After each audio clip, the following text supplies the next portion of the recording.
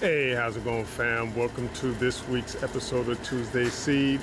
Today, Uriah Israel will be sharing some tips now that we're coming to the end of the summer on how to prepare your garden for fall. So please stay tuned.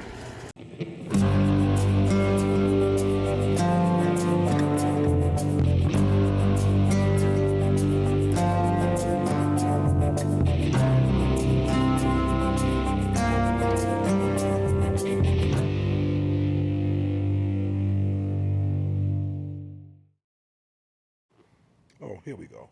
Hey, good evening, everybody. We are now in summertime, but guess what comes after summer, right?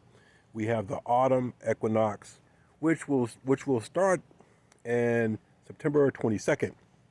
So most of you are thinking like, when should I start planting or planning for my fall garden and my cool season garden, if you will, right? So I'm gonna give you 3 good tips to follow while you prepare for your fall garden. The first one to do is check your soil. Take your hand, stick it in the soil, and see if it's dry, if it's feel like it's missing certain nutrients. And if it's dry, you might want to add some type of composted manure or either some compost to it, something that will help it retain moisture. So this is one of the first things I would say. And right here I have some composted manure, dried out, very dry.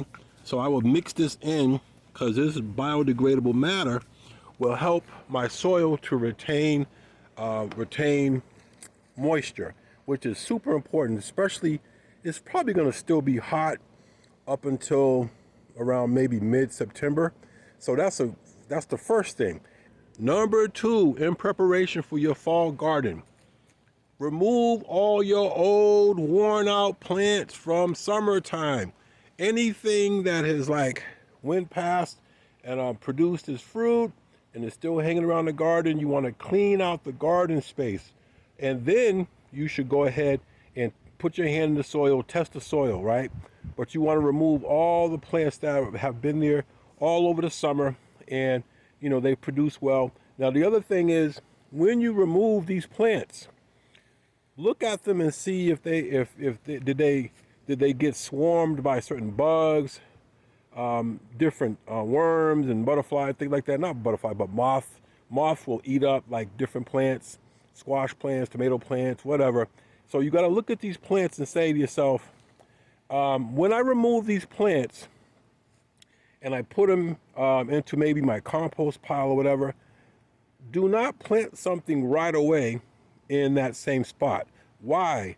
Because the bugs that were there, the infestation that was there, is now looking for a new host. And guess what? You gave it a new plant to host on, which is probably a little seedling that's going to be devoured by those bugs.